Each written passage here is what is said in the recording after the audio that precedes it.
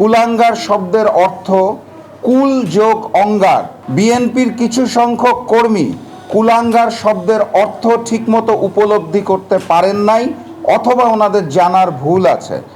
আমি তাদেরকে বিনয়ের সাথে বলতে চাই, কুলাঙ্গার শব্দের অর্থ কুল যোগ অঙ্গার। কুল অর্থ বংশ, অঙ্গার অর্থ কলঙ্ক, অর্থাৎ বংশের কলঙ্ক। কুলাঙ্গার একটি বিশেষ্য, এমন ব্যক্তি যার কুকর্মের ফলে তার বংশ কলঙ্কিত অথবা অপমানিত হয়।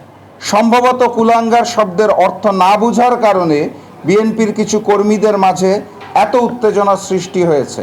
কারণ এই বক্তব্যটা আমি দীর্ঘদিন ধরেই দিয়ে আসছি, এই একটি শব্দের কারণে আমার বক্তব্যের অর্থ পরিবর্তন হয় নাই।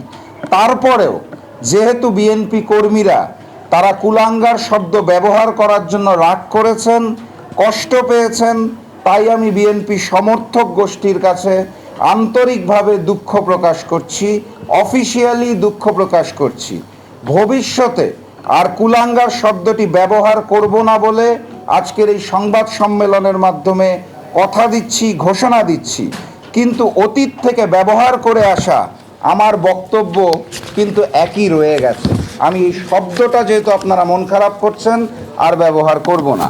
আমি মনে প্রাণে বিশ্বাস করি তারেক রহমানের নেতৃত্বাধীন বিএনপি, শহীদ প্রেসিডেন্ট জিয়াউর রহমান ও দেশনেত্রী বেগম খালেদা জিয়ার বিএনপি নয়, যেটা তিনি নির্বাচনের পরে জুলাইয়ের সাথে বেইমানি করে, দেশের 70% মানুষের গণভোটের হার সাথে বেইমানি করে অলরেডি প্রমাণ করেছেন।